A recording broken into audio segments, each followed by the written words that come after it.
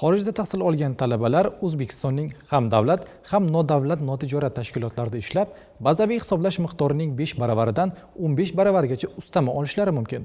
Bu oldin faqat davlat tashkilotlariga amal qilgan bo'lsa, endi xususiy sektorlarda ish faoliyatini olib borayotgan mutaxassislar ham bu imkoniyatdan to'laqonli foydalanishi mumkin. Muxbirimiz Anjela Xushboqova bu haqda batafsil xabar beradi.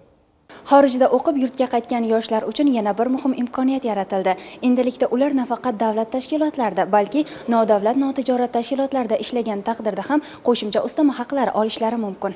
Nufuzli xorijiy oliy ta'lim muassasalarida ta'lim olgan yosh mutaxassislarning bilim va tajribasidan samarali foydalanish masalasi ustuvor ahamiyat kasb etadi. Shu sababli nufuzli xorijiy oliy ta'lim muassasalari bitiruvchilarini qo'llab-quvvatlash bo'yicha qo'shma qaror imzolandi. Qo'shma shartnoma bu O'zbekiston Respublikasi Oliy Majlisi huzuridagi fuqaro jamiyat insonini qo'llab-quvvatlash jamoat fondi, nodavlat notijorat tashkilotlarini qo'llab-quvvatlash jamoat fondi hamda O'zbekiston nodavlat notijorat tashkilotlarining Milliy assotsiatsiyasi hamkorligida uch taraflama tuzilgan.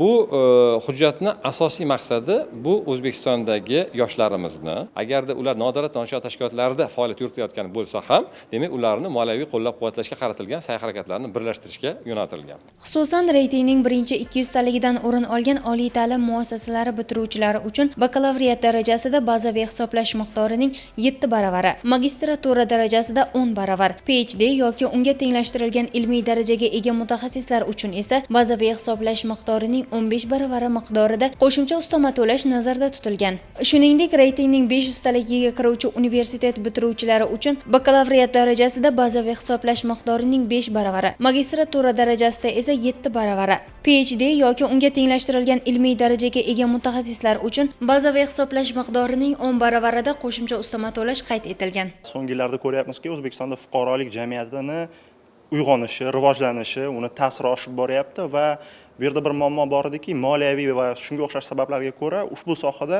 kadrlar qo'nimsizligi bor edi.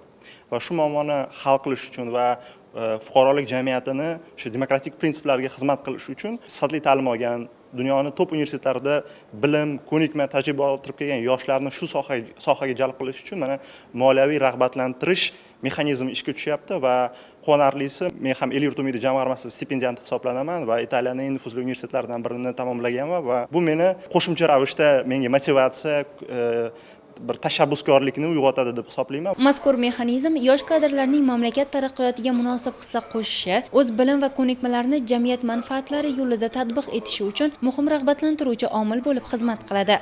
Anjela Xushboqova, Jahongir Qosimov, yoshlar.